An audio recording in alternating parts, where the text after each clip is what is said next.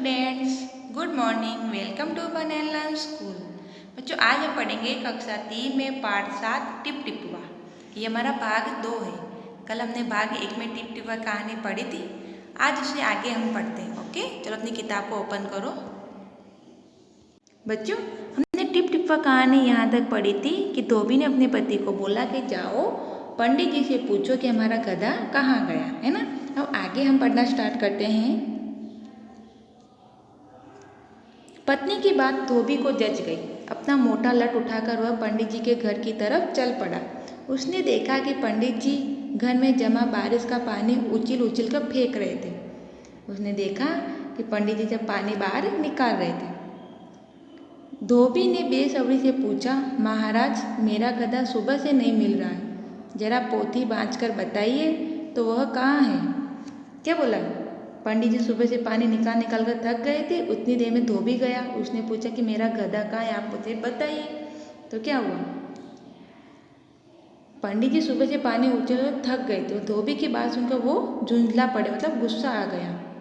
उन्होंने बोला, मेरी पोथी में तेरे गधे का पता ठिकाना लिखा है क्या, जो आ गया पूछने? अरे जाकर ढूंढ उसे किसी गड्ढे पोखर में, कि तू जाके ढूंढ उसे, कहीं होगा।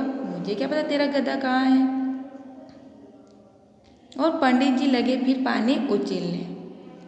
और पंडित जी क्या पानी उछलने लगे। धोबी वहाँ से चल दिया। चलते चलते वह एक तालाब के पास पहुँचा। तालाब के किनारे ऊंची ऊंची घास उग रही थी। धोबी घास में गधे को ढूंढने लगा। किस्मत का मारा बेचारा बाघ टिप टिपुआ के डर से वहीं घास में छिपा बैठा था। धोबी को लगा कि बाघ ही उसका गधा है। उसने आँव देखा न ताव और लगा बाघ पर मोटी लट बरसाने। उसने क्या सोचा, फिर वो तो क्या पंडित जी की बात सुन के निकल गया। तो उसने वहाँ ढूंढने लगा तो वहाँ पर वो बाघ भी घबराया हुआ था। किससे घबराया हुआ था? बाघ टिप टिप्पा से, और वहाँ छिप कर बैठा हुआ था। और फिर क्या हुआ?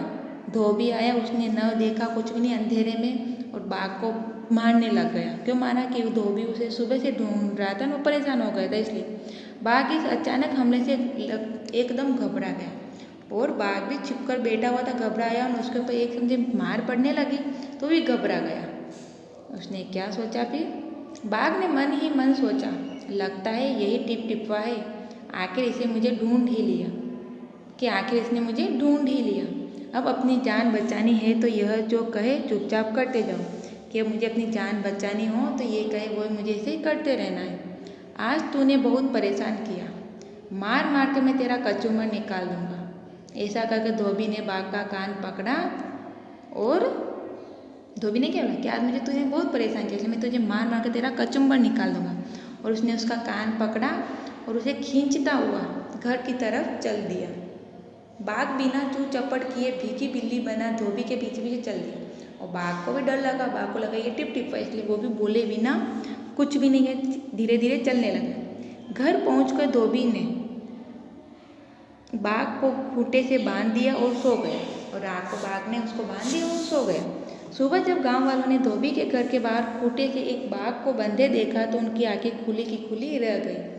फिर सुबह उठ के जब सभी ने देखा कि भाई इसके गांव धोबी के घर के बाहर तो बाघ बंधा हुआ, तो सबकी आंखें खुली की खुली रह गई। तो बच्चों, ये कहानी गिरिजा रानी अस्थाना ने लिखी थी। ओके, ये हमारी टिप वाली कहानी हमने पढ़ी है। तो बच्चों, आज का हमारा होमवर्क है पेज नंबर 56 को आपके हिंदी की नोटबुक में अच्छी अच्छी राइटिंग में लिखना है। ओके बच्चों, कल हम इसके प्रश्न उत्तर पढ़ेंगे। Bye bye.